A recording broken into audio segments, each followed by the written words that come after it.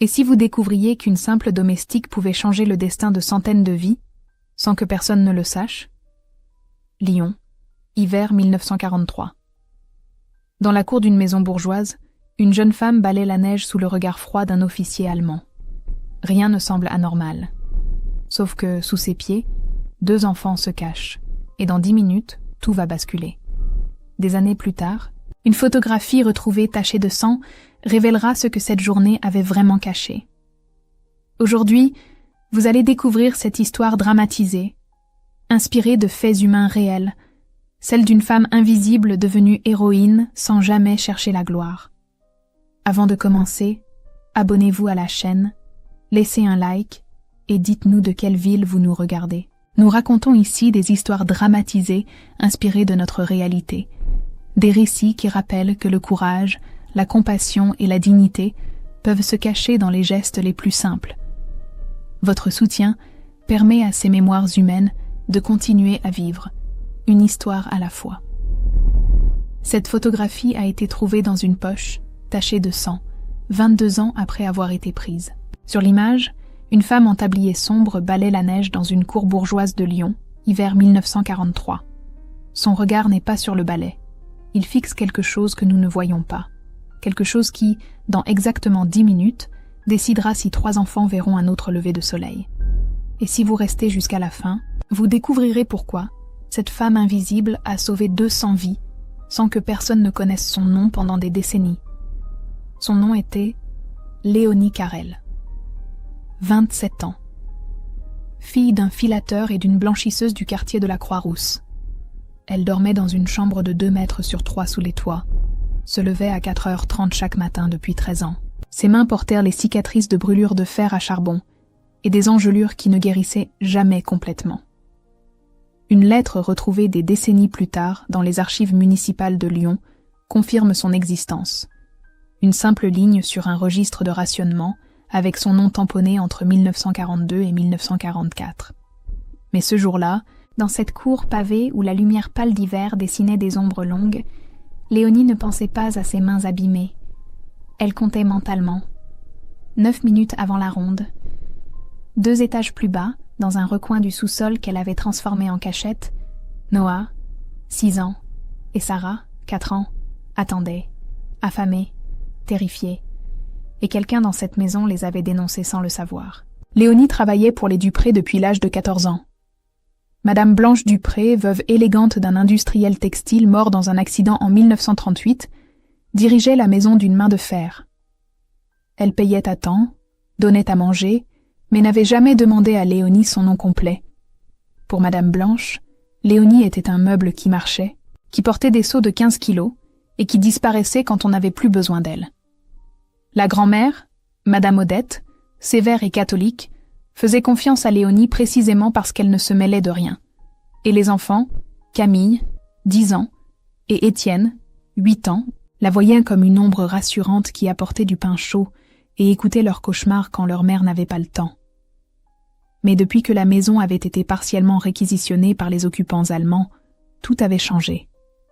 Un officier, le lieutenant Friedrich Weber, utilisait le bureau les fins d'après-midi, méticuleux. Il comptait les pommes de terre, mesurait le charbon. Léonie avait appris à falsifier des pertes, à casser discrètement un œuf pour justifier une absence. Elle avait appris autre chose aussi, quelque chose que personne ne lui avait enseigné à l'école, qu'elle avait dû quitter à 11 ans parce qu'une fille de filateur n'avait pas besoin de lettres. Elle avait appris que l'invisibilité pouvait sauver des vies. 8 minutes. Dans la cour, Camille et Étienne apparaissaient à moitié cachés derrière un tonneau de charbon, jouant à un jeu qu'ils avaient inventé pour oublier que des soldats dormaient dans leur propre maison. Camille mouillait son lit la nuit depuis qu'elle avait vu des uniformes battre un voisin dans la rue. Étienne bégayait maintenant, cherchait ses mots comme on cherche une bougie dans le noir. Léonie était la seule qui attendait patiemment qu'il finisse ses phrases. Au coin droit de la photographie, un casque allemand mal cadré suggère une présence que l'objectif n'ose pas montrer complètement. Le portail de fer au-dessus de la cour projette un dessin de barreaux sur les pavés humides, comme un échiquier, comme si la vie elle-même était devenue une partie où chaque mouvement pouvait être le dernier. 7 minutes. Léonie serrait le manche du balai pour que ses mains ne tremblent pas. Elle avait vomi ce matin, avant l'aube, quand Armand Valois, le mécanicien de l'atelier voisin, était venu lui chuchoter que la famille Belkacem avait besoin d'un passage. Armand buvait pour contrôler sa peur. Parfois, il arrivait avec des informations en retard, et Léonie devait compenser ses erreurs. Il portait encore sur lui les noms d'une famille entière qu'il n'avait pas pu sauver lors d'une opération mal planifiée en 1942. Mais il continuait, comme elle. Léonie n'était pas courageuse par nature. Elle était courageuse malgré la terreur qui lui nouait l'estomac chaque fois qu'elle entendait des bottes résonner dans le couloir. La première fois qu'elle avait caché quelqu'un, elle avait tremblé si fort qu'elle avait dû s'asseoir par terre après. Mais elle avait continué. Parce que 20 ans plus tôt, sa petite sœur Paulette était morte de pneumonie à 7 ans. Pas de médecin, pas d'argent, juste la fièvre qui montait et le souffle qui s'arrêtait. Léonie se demandait encore pourquoi elle avait survécu et pas Paulette. 6 minutes. Dans sa poche, elle touchait du bout des doigts une photographie décolorée. Robert. Un jeune ouvrier qu'elle avait aimé avant la Première Guerre. Il était parti en lui promettant de revenir. Il n'était jamais revenu. Léonie vivait dans un deuil silencieux depuis 20 ans. Dans ce chagrin qui ne fait pas de bruit parce qu'il n'intéresse personne. Mais ce matin-là, dans cette cour où la neige tombait mollement, Léonie avait pris une décision. Noah et Sarah Belkacem, les neveux de Mireille, une voisine juive algérienne dont le mari avait été emmené 3 jours plus tôt, devaient sortir de cette maison avant midi, où ils mourraient tous. 5 minutes. Étienne toussait, une toux sèche qui faisait tourner la tête de Léonie. Le garçon avait eu le typhus 2 mois plus tôt. Pas de pénicilline. Léonie avait passé 72 heures à son chevet avec des compresses de moutarde et des tisanes que sa grand-mère lui avait apprises. Madame Odette priait le chapelet. Mais c'était Léonie qui avait sauvé l'enfant. Le photographe leva son appareil. Un homme qu'elle ne connaissait pas, envoyé par Madame Blanche, pour immortaliser la routine domestique. Comme si tout était normal. Comme si la guerre n'avait pas transformé les couloirs en champs de mines et les placards en tombeaux potentiels. 4 minutes. Léonie balayait la neige avec des gestes mécaniques, mais son esprit calculait. Le lieutenant de Weber montrait dans son bureau dans 12 minutes exactement. Il était ponctuel comme une horloge suisse. Cela lui donnait une fenêtre. Une fenêtre si étroite qu'un retard d'1 minute signifiait la mort. Et c'est alors qu'elle entendit le bruit qu'elle redoutait le plus. Des pas. Pas les pas réguliers du lieutenant. Des pas pressés. Quelqu'un venait d'arriver par la porte de service. Quelqu'un qui n'aurait pas dû être là. Léonie leva les yeux, et son sang se glaça. Parce qu'elle venait de comprendre que tout ce qu'elle avait planifié pendant des semaines allait s'effondrer dans les 3 prochaines minutes, et que cette photographie qu'un inconnu venait de prendre serait peut-être la dernière preuve qu'elle avait existé. Pour comprendre comment Léonie en était arrivée là, debout dans cette cour avec le poids de 3 vies d'enfants sur ses épaules, il faut revenir 6 mois en arrière. À la nuit du 14 juillet 1943, quand Lyon était plongé dans un silence de couvre-feu et que chaque porte qui claquait pouvait annoncer une rafle. Cette nuit-là, Léonie descendait les poubelles par l'escalier de service quand elle avait trouvé Mireille Belkacem recroquevillée contre le mur, un sac de tissu serré contre sa poitrine. Mireille était la voisine du numéro 12, une Algérienne juive mariée à un cordonnier français. Léonie la croisait parfois au marché. Elles échangèrent des politesses. Rien de plus. Les domestiques ne se mêlaient pas aux locataires. C'était la règle. Mais ce soir-là, Mireille pleurait en silence. Ce genre de pleurs qui ne fait pas de bruit, parce que le bruit tue. Elle avait levé les yeux vers Léonie et avait murmuré « Ils ont pris mon mari, ma sœur, 2 enfants. » Les mots sortaient tachés, comme si chaque syllabe lui arrachait un morceau de chair. Mireille avait agrippé le bras de Léonie. « Une nuit. Juste une nuit. S'il vous plaît, je ne vous demande rien d'autre. » Léonie aurait pu refuser. Aurait dû refuser. Les domestiques qui cachèrent des fugitifs finissaient fusillés. Mais quelque chose dans les yeux de Mireille lui avait rappelé sa propre mère, cette blanchisseuse de la Croix-Rousse qui s'était usé les mains dans l'eau glacée pour nourrir ses filles. Léonie n'avait pas répondu avec des discours. Elle avait répondu avec la seule chose qu'elle savait faire. Du pratique. Elle avait vidé une caisse à charbon dans le sous-sol, l'avait tapissée d'une couverture qui sentait la suie et l'humidité. Elle avait guidé Mireille par le couloir de service, celui que seuls les domestiques utilisaient, celui qui serpentait derrière les murs comme un secret. Le lendemain matin, elle lui avait apporté un morceau de pain dur et avait partagé avec elle la carte mentale qu'elle s'était construite en 13 ans de service. Les horaires du garde, le moment où le laitier passait, le portail qui grinçait moins. Mireille était restée 3 jours, puis une semaine. Puis les semaines s'étaient enchaînées, parce que dehors, les rafles se multipliaient. Des archives retrouvées dans les années 80 confirment qu'à Lyon, entre l'été 1943 et l'hiver 1944, plus de 1000 personnes ont été déportées. Léonie le savait parce qu'elle comptait les disparitions comme on compte les morts. Le boulanger du coin, la mercière de la rue d'à côté, le vieux monsieur du 3e qui lisait son journal sur le banc.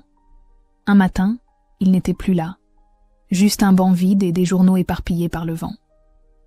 Mais Mireille n'était pas seule. Elle avait avec elle Noah, 6 ans, et Sarah, 4 ans, les enfants de sa sœur emmenés lors d'une rafle nocturne. Noah ne parlait plus depuis qu'il avait vu sa mère arrachée de leurs bras. Sarah pleurait dans son sommeil, des sanglots étouffés qui résonnaient dans le sous-sol humide. Léonie avait commencé à leur apporter plus que du pain. Elle leur apportait du charbon pour dessiner sur les murs. Des histoires chuchotées dans le noir. Une humanité minuscule, mais têtue. C'est Armand Valois, le mécanicien, qui avait transformé l'acte isolé de Léonie en réseau. Armand faisait partie d'un groupe de résistance locale qui organisait des passages vers la zone libre. Il avait entendu parler de la domestique qui cachait des gens dans une maison bourgeoise à moitié occupée par les Allemands. Il était venu un soir par la porte de service. Un homme aux mains tachées de cambouis, aux yeux fatigués. Il buvait pour tenir. Léonie le sentait dans son haleine. Mais il continuait à venir, à apporter des informations, à organiser des départs. La maison des Dupré était devenue, ironiquement, un point de passage précisément parce que Léonie y était invisible. Quand le lieutenant Weber montait à son bureau, elle pliait des serviettes. Quand il descendait, elle mesurait ses pas dans le couloir et, avec la discrétion de quelqu'un qui ramasse des cendres, elle ouvrait et fermait des passages. Madame Blanche ne savait rien. Elle voyait seulement que Léonie semblait distraite ces derniers temps, qu'elle avait maigri, 8 kilos en 6 mois. Ses robes flottaient sur son corps comme des voiles. Madame Blanche lui avait fait la remarque un matin. « Vous êtes faible, Léonie. Vous n'allez pas tenir si vous ne mangez pas. » Elle ne savait pas que Léonie partageait sa propre portion avec 3 bouches cachées dans le sous-sol. Le vrai danger ne venait pas seulement des Allemands. Il venait de Madame Girard, la voisine du numéro 14, une collaboratrice qui épiait les fenêtres, qui notait les allées et venues, qui rapportait le moindre comportement suspect. Léonie savait que Madame Girard la surveillait, qu'une seule erreur suffirait. Il y avait eu des alertes. Une fois, Sarah avait toussé pendant une fouille de routine. Léonie avait immédiatement feint une quinte de toux elle-même, s'était pliée en 2 en gémissant. Les soldats avaient reculé, dégoûtés. Une autre fois, un voisin avait vu des ombres bouger dans le sous-sol. Léonie avait inventé une histoire de rat, avait montré des traces de griffures qu'elle avait faites elle-même avec un clou. Le plus dur n'était pas la peur. C'était le quotidien. Porter des seaux de 15 kilos. Travailler 18 heures par jour. Ses mains enflaient. Son dos la faisait souffrir au point qu'elle ne pouvait plus dormir que sur le côté. Mais elle continuait parce qu'arrêter signifiait laisser mourir des enfants. Et Léonie avait déjà laissé mourir sa petite sœur Paulette. Elle ne le ferait plus. Il y avait eu des moments de lumière dans cette obscurité. La boulangère, Madame Rousseau, se trompait dans la monnaie en faveur de Léonie chaque semaine. Jamais un mot. Juste ce geste silencieux. La blanchisseuse, la vendeuse de légumes, la couturière, toutes passaient des informations codées à travers des bavardages anodins. Un réseau de femmes invisibles qui se protégeaient mutuellement. Et puis il y avait eu Noël 1943. Léonie avait réussi à obtenir une orange rare au marché noir. Elle l'avait coupée en 8 morceaux, un pour chaque personne cachée dans le sous-sol ce soir-là, plus Armand et elle-même. Ils avaient mangé dans le noir, à la lueur d'une seule bougie, en chantant à voix basse des chants de Noël. Noah avait souri pour la première fois depuis des mois. Ce sourire avait suffi à Léonie pour tenir un mois de plus. Mais en janvier 1944, tout avait basculé. Armand était arrivé essoufflé au portail de service. Batida général annoncé pour minuit. Il cherche des agitateurs. Si on ne les sort pas maintenant, ils meurent. Léonie avait 40 minutes pour organiser l'impossible, et une fièvre de 38 degrés qui lui brouillait la vue. C'est à ce moment-là que Camille était entrée dans la cuisine. La petite avait 10 ans, des tresses brunes et des yeux trop vieux pour son âge. Elle mouillait encore son lit la nuit. Mais elle avait regardé Léonie et avait murmuré « Il va se passer quelque chose, n'est-ce pas ?» Ce n'était pas une question, c'était une certitude. Et Léonie avait compris que cette enfant bourgeoise allait devenir, malgré elle, la clé de tout. La nuit du blizzard, comme on l'appellerait plus tard dans les rues de Lyon, commença à 23h15 exactement. Une panne électrique générale plongea la ville dans une obscurité totale. Certains dirent plus tard que c'était un accident. D'autres, que la résistance l'avait organisé. Léonie ne savait pas. Elle savait seulement qu'elle avait 40 minutes pour faire sortir 3 personnes d'une maison à moitié occupée par des soldats allemands, et qu'elle tremblait tellement de fièvre que ses dents claquaient. Dans la cuisine, Camille l'observait. La petite fille avait posé sa main sur le bras de Léonie. « Je peux aider », avait-elle murmuré. Léonie avait secoué la tête. Trop dangereux. Mais Camille avait insisté. « Je peux marcher devant. Si les soldats voient une fille comme moi, ils ne regarderont pas derrière. » Léonie avait fermé les yeux. Accepter l'aide d'une enfant de 10 ans. Utiliser l'innocence bourgeoise comme bouclier. C'était une décision qu'aucune mère ne devrait avoir à prendre. Mais Léonie n'avait pas le luxe de la morale. Elle avait seulement celui de la survie. Elle était descendue au sous-sol avec un sac de vêtements. Mireille serrait Noah et Sarah contre elle, tous les 3 recroquevillés dans le coin le plus sombre. Les yeux de Mireille luisaient dans l'obscurité. « C'est maintenant ou jamais », avait chuchoté Léonie. Elle avait sorti les vêtements, le manteau d'Étienne pour Noah, la robe de Camille pour Sarah, l'uniforme de l'innocence. Elle avait peigné les cheveux de Sarah, essuyé la saleté du visage de Noah. Mireille, elle, recevait quelque chose de plus précieux encore. Le foulard à la lavande de Madame Odette. Ce parfum que portèrent les femmes respectables. Une armure invisible.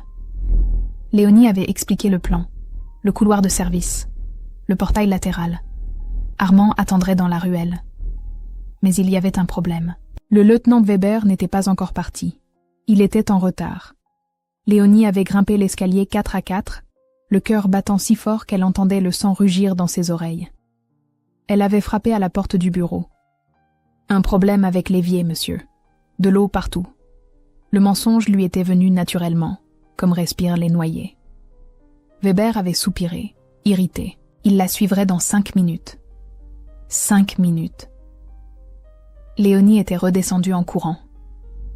Les jambes de Mireille tremblaient tellement qu'elle pouvait à peine marcher. Sarah pleurait sans bruit, le visage enfoui dans la jupe de sa tante. Noah, lui, avait retrouvé quelque chose dans ses yeux, une lueur minuscule, de la confiance. Envers Léonie, envers cette femme qui sentait le savon et le charbon et qui lui avait appris à dessiner dans le noir. Dans le couloir, Camille attendait. Léonie lui avait pris la main. Si quelque chose se passe mal, tu cours. Tu ne te retournes pas. Camille avait hoché la tête. Mais ses doigts serraient ceux de Léonie comme si elle ne voulait plus jamais lâcher. Ils avaient commencé à avancer. Camille devant, marchant d'un pas tranquille, comme si elle allait simplement jouer dehors. Derrière elle, Noah et Sarah, déguisés en petits bourgeois. Puis Mireille, le foulard à la lavande cachant son visage. Et enfin Léonie, portant un seau d'eau pour justifier sa présence. 20 mètres, 15 mètres, 10 mètres jusqu'au portail latéral. Léonie comptait chaque pas, chaque battement de cœur. La fièvre lui donnait l'impression que le sol bougeait sous ses pieds. Mais elle continuait. Parce que s'arrêter, c'était mourir. Et puis ils avaient entendu le bruit. Des bottes. Un soldat qui marchait dans leur direction.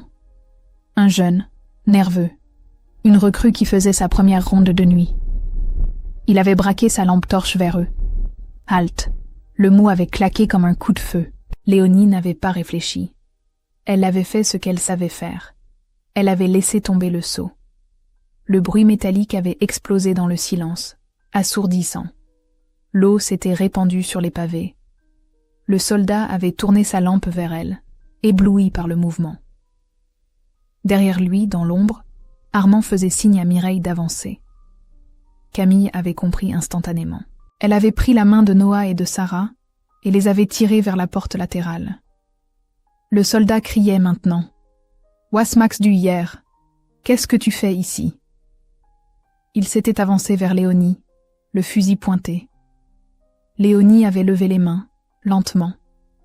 Elle tremblait, mais pas seulement de peur, de fièvre, de rage, de tout ce qu'elle avait avalé pendant 27 ans de silence. Elle avait répondu en allemand, cet allemand de cuisine qu'elle avait appris en écoutant le lieutenant Weber passer ses coups de téléphone. Küche braucht Wasser. Madame Wilty, la cuisine a besoin d'eau. Madame veut du thé.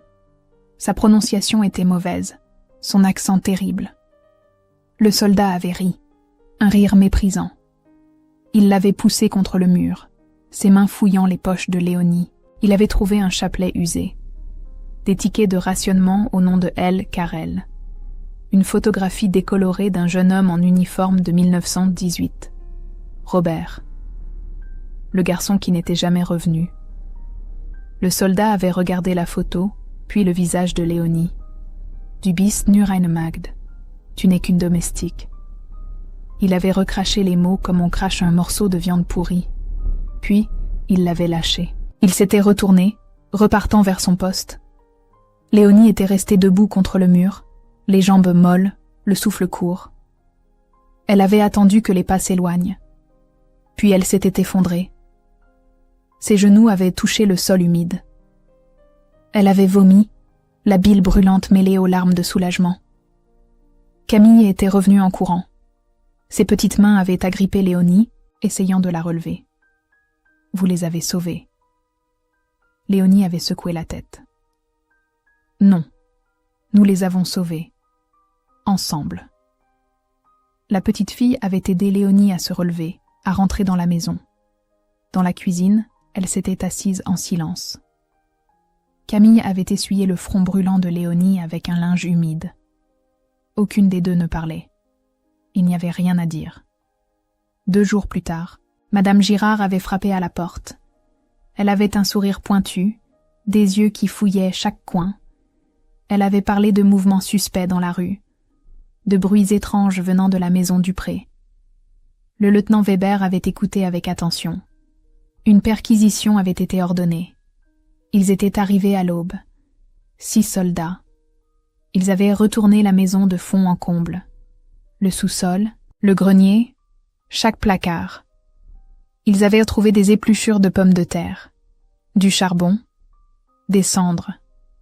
Le vide parfait qu'une bonne domestique s'est créé. Rien d'autre. Mais le lieutenant Weber n'était pas convaincu. Il avait regardé Léonie. Cette femme a un comportement insolent. Elle sera interrogée. Madame Blanche était devenue blanche comme son nom. Camille s'était mise à pleurer. Étienne, bégayant, avait essayé de dire quelque chose, mais les mots ne sortaient pas. Léonie avait simplement enfilé son manteau. Elle avait serré la main de Camille, puis celle d'Étienne. Elle avait regardé Madame Blanche dans les yeux pour la première fois en 13 ans. Et Madame Blanche avait enfin vu. Elle avait vu la femme derrière le meuble, la personne derrière la domestique.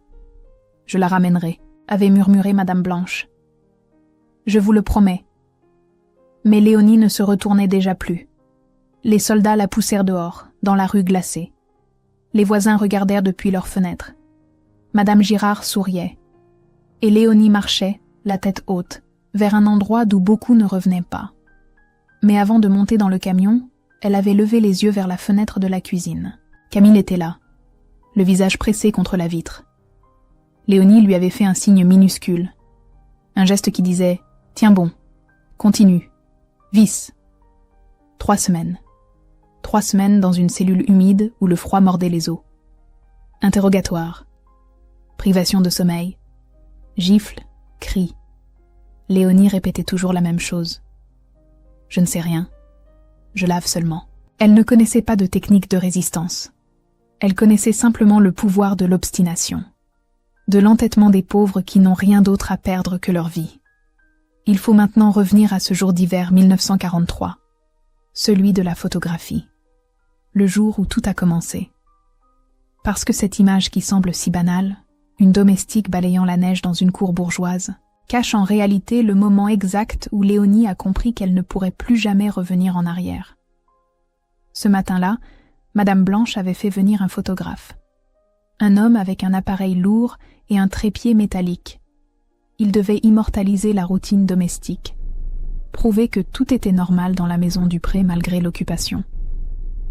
Une façade de normalité pour les voisins, pour les autorités. Le photographe avait installé son matériel dans la cour. Il avait demandé à Léonie de continuer son travail naturellement. Léonie balayait, mais son regard n'était pas sur la neige. Il était fixé sur le portail. Parce qu'elle savait ce que personne d'autre ne savait. Dans 10 minutes, Noah et Sarah devaient sortir du sous-sol pour rejoindre Armand qui attendait dans la ruelle. C'était la seule fenêtre possible avant la ronde du lieutenant Weber. 10 minutes pour faire passer 2 enfants sous le nez d'un photographe et de soldats allemands. Camille et Étienne jouaient derrière le tonneau de charbon. Mais ce n'était pas vraiment un jeu. C'était un signal. Un code que Léonie et les enfants avaient développé. Quand les enfants se cachaient derrière le tonneau, cela signifiait que la voie était libre. Quand ils s'éloignaient, danger imminent. Ces 2 enfants bourgeois étaient devenus, sans que leur mère le sache, les yeux et les oreilles de Léonie. Au coin du cadre, le casque d'un soldat. Le lieutenant Weber se tenait dans l'ombre du portail, observant. Comptant mentalement le charbon, les mouvements, les secondes. Léonie le sentait comme on sent un orage approcher. Elle serrait le manche du balai pour que ses mains ne tremblent pas.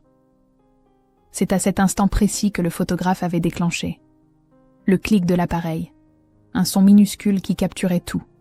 La neige qui tombait mollement. Les barreaux du portail qui dessinaient des ombres de prison sur les pavés. Le regard de Léonie, tourné vers quelque chose que l'objectif ne pouvait pas voir. Vers une liberté qu'elle orchestrait en silence. Cette photographie a été retrouvée des décennies plus tard dans une enveloppe marquée hiver 1943, cour intérieure, Léonie au travail. Au dos, une étiquette presque effacée portait ces mots. Personne n'avait compris leur signification pendant des années. Mais à l'instant où la photo avait été prise, Léonie avait senti quelque chose se briser en elle. Une certitude. Elle ne pourrait plus jamais faire semblant. Elle était devenue, dans ce moment gelé sur pellicule, quelqu'un d'autre. Pas une domestique invisible. Une femme qui avait choisi. Une femme qui savait que cette image pourrait un jour être utilisée contre elle. Ou pour elle, selon qui la regarderait. 9 minutes après la photo, Noah et Sarah étaient ressortis. Léonie avait simulé un problème avec l'évier pour retenir le lieutenant Weber dans son bureau. Elle était montée avec le remède d'Étienne qui toussait encore. Elle était redescendue avec du pain pour les enfants cachés. Elle avait dansé entre les étages comme une funambule sur un fil invisible. Camille l'avait aidée à balayer la cour, créant une distraction parfaite. Le photographe était parti. Le lieutenant Weber aussi. Et les 2 enfants avaient disparu dans la ville grise, guidés par Armand vers un endroit plus sûr. Personne n'avait rien vu, sauf Léonie et l'appareil photo.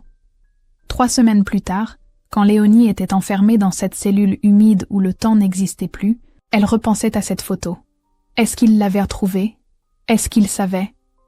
Mais les interrogateurs ne mentionnaient jamais de photographie. Ils criaient seulement. Ils frappaient. Ils exigeaient des noms qu'elle ne donnerait pas parce qu'elle ne savait pas comment faire autrement que résister par l'obstination.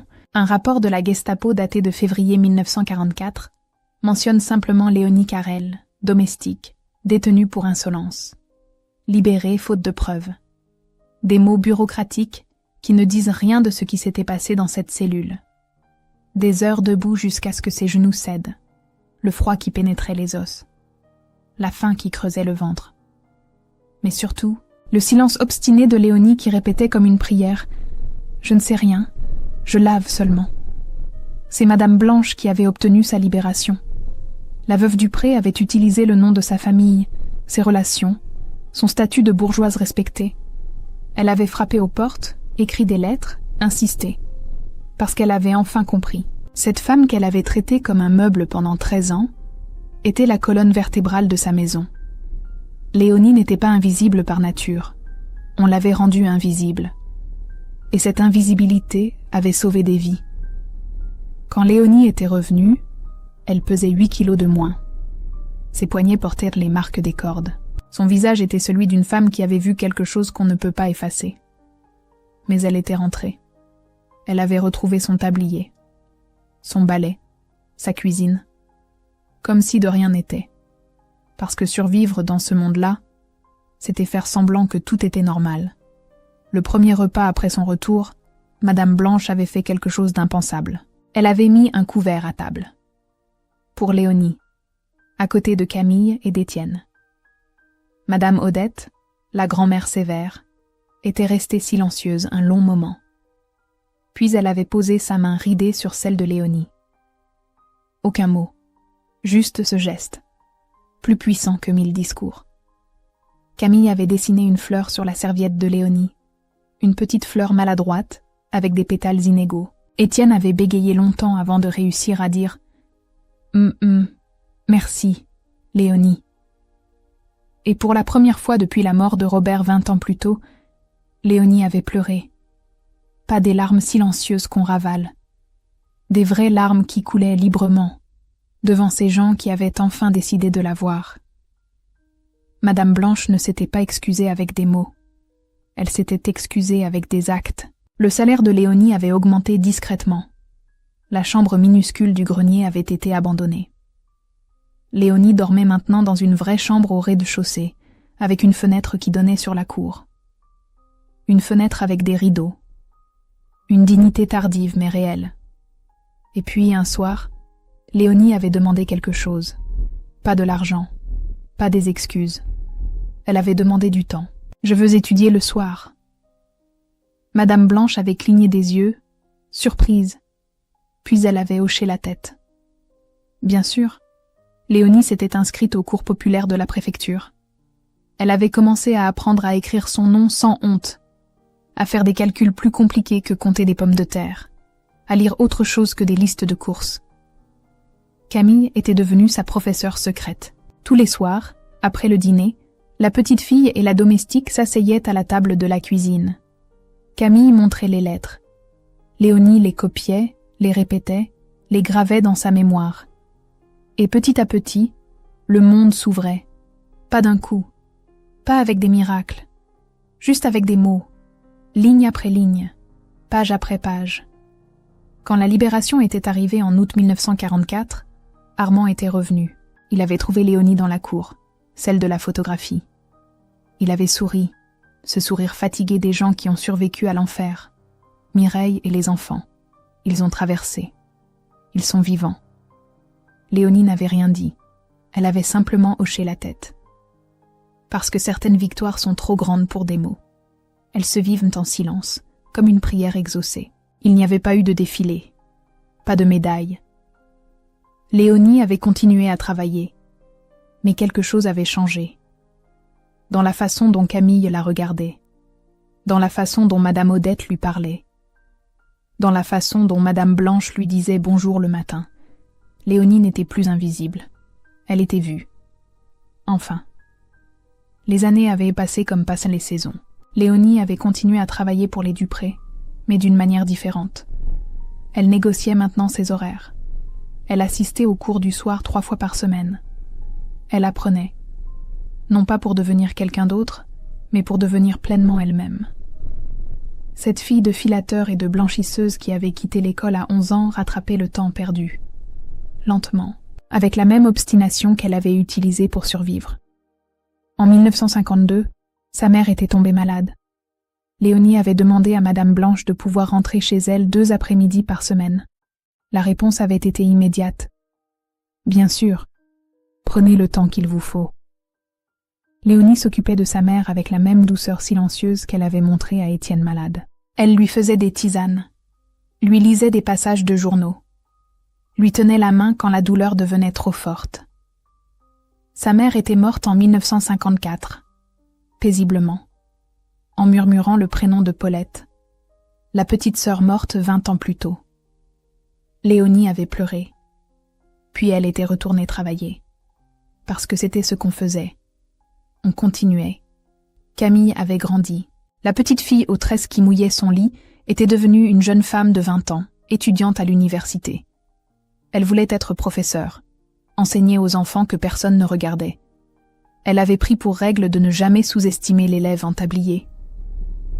Parce qu'elle se souvenait de Léonie balayant la cour tout en sauvant des vies. Elle se souvenait que le courage ne portait pas toujours d'uniforme. Étienne était devenu médecin. Il travaillait à l'hôpital public de Lyon, soignant ceux qui n'avaient pas les moyens de payer. Il avait appris à écouter ce que les patients ne disaient pas, à voir derrière le silence. Léonie lui avait enseigné cela sans jamais prononcer un mot, juste en étant, juste en continuant à respirer quand tout disait d'abandonner. Par insistance de Camille, Léonie avait commencé à diriger la cuisine des Dupré. Elle enseignait maintenant à 2 jeunes filles du quartier, Nadia et Josette, à lire des recettes et à commander un fourneau. C'était sa façon de transmettre. Pas avec de grands discours, pas avec des théories, avec des gestes, avec de la patience, avec cette certitude tranquille que la sagesse se trouvait dans le quotidien bien fait.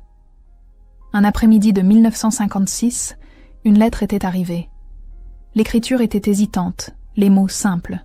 « Chère Léonie, je ne sais pas si vous vous souvenez de moi. Mireille Belkacem. Vous avez sauvé ma vie et celle de mes neveux pendant la guerre.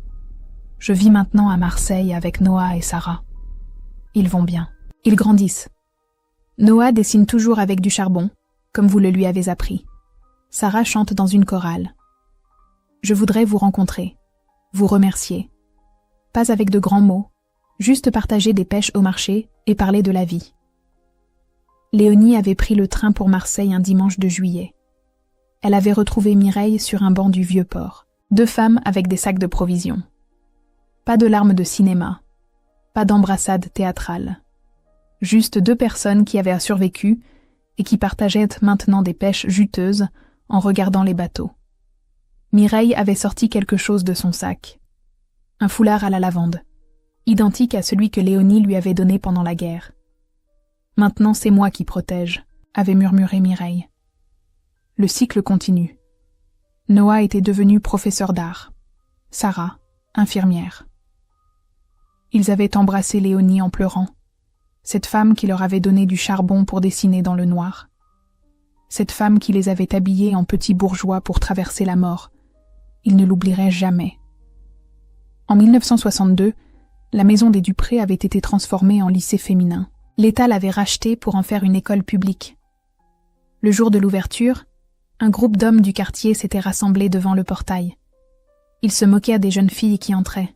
« L'école, c'est pas pour vous. Retournez à vos casseroles. » Une adolescente avait trébuché, gênée, humiliée. Léonie, qui travaillait maintenant comme responsable de la cantine scolaire, avait traversé la cour. Cette même cour, où 20 ans plus tôt, elle balayait la neige, en comptant les minutes avant de sauver 2 enfants. Elle s'était approchée de l'adolescente. Elle avait posé sa main sur son épaule. Tête haute. 2 mots. Simple, puissant. De l'autre côté du portail, un vieil homme avait touché son chapeau et rougi. Il s'était détourné sans un mot. C'était le jeune sentinelle de 1944, celui qui avait fouillé les poches de Léonie et trouvé un chapelet et une photo jaunie. Celui qui l'avait traité de simple domestique. Il reconnaissait maintenant ce visage. Ce courage silencieux qui l'avait désarmé avec un seau et une prière. Il ne demandait pas pardon. Certaines hontes ne se lavent pas avec des mots. On les porte. C'est tout. La course était tue. Les moqueries avaient cessé. Et la vie avait continué. Les jeunes filles étaient entrées dans le lycée, la tête un peu plus haute, parce qu'une femme de 46 ans qui sentait la soupe et le courage leur avait montré comment on tenait debout. Cette année-là, la photographie de 1943 avait été accrochée discrètement dans le bureau de la directrice, pas avec une plaque héroïque. Juste la date et le mot « cuisine ». Hiver 1943. Cours intérieur. Léonie au travail. Ceux qui savaient comprenaient. Ceux qui ne savaient pas passaient. C'était parfait ainsi. Léonie avait continué à travailler jusqu'en 1965. Elle avait 49 ans quand son cœur avait commencé à fatiguer. Camille, maintenant professeur titulaire et marié, venait la voir chaque semaine. Étienne, médecin respecté, vérifiait sa santé. Madame Blanche, veuve âgée mais toujours élégante, prenait le thé avec elle le dimanche. Elle ne parlait pas de hiérarchie. Elle parlait de tout et de rien, comme deux femmes qui avaient appris à se voir. Un matin de novembre 1965, Léonie ne s'était pas réveillée. Elle était morte dans son sommeil, paisiblement, dans cette chambre du rez-de-chaussée, avec la fenêtre qui donnait sur la cour. Camille et Étienne étaient à son chevet, quand les médecins avaient constaté le décès. Cause naturelle. Une vie bien vécue, qui s'achevait doucement. Les funérailles avaient été simples. Pas de grande église, pas de discours pompeux, juste une petite cérémonie dans la chapelle du quartier. Mais il y avait du monde. Mireille était venue de Marseille avec Noah et Sarah, maintenant adultes. Armand, le mécanicien, était là avec sa boina usée et ses mains toujours tachées de cambouis. Des dizaines de femmes du quartier, avec leurs tabliers et leurs stylos dans les poches. Les élèves que Léonie avait nourris à la cantine. Les professeurs qu'elle avait inspirés sans jamais leur faire de leçons. Camille avait pris la parole. Sa voix tremblait mais tenait bon. Léonie Carrel nous a enseigné que la grandeur ne réside pas dans les titres ou les applaudissements. Elle réside dans le quotidien fait avec dignité, dans la soupe servie avec soin, dans le couloir transformé en passage sûr, dans la main posée sur l'épaule d'une jeune fille qui doute.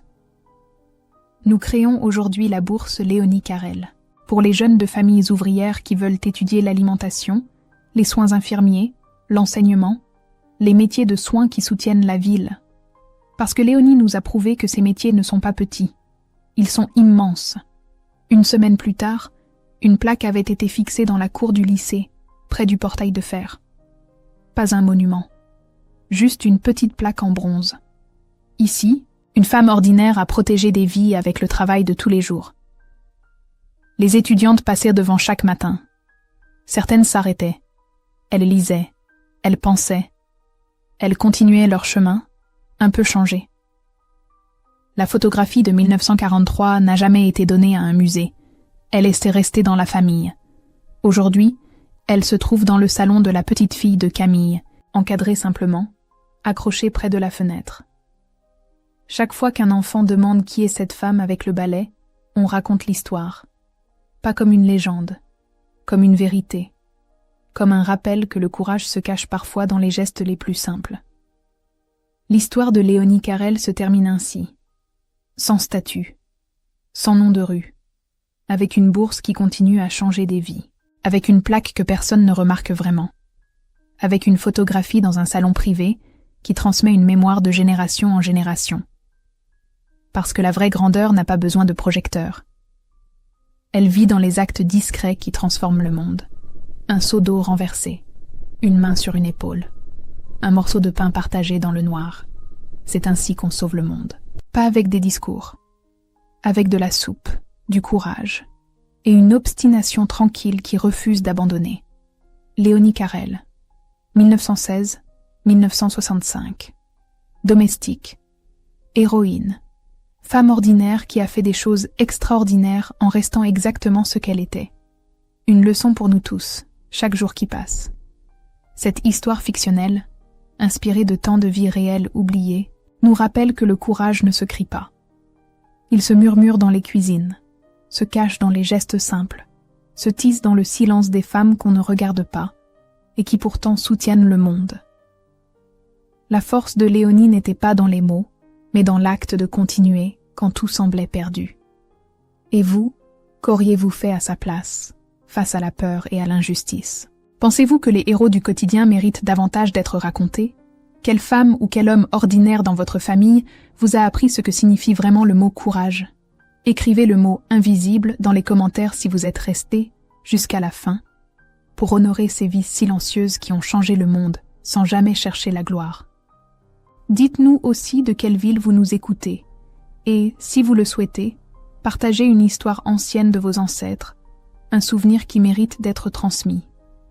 Peut-être qu'il deviendra la prochaine histoire de notre chaîne. Abonnez-vous, aimez cette vidéo, activez la cloche et partagez ce récit pour que la mémoire de ces femmes de l'ombre continue à vivre. Et cliquez sur la vidéo suivante pour découvrir une autre histoire qui, comme celle-ci, parle de courage, de compassion et d'humanité.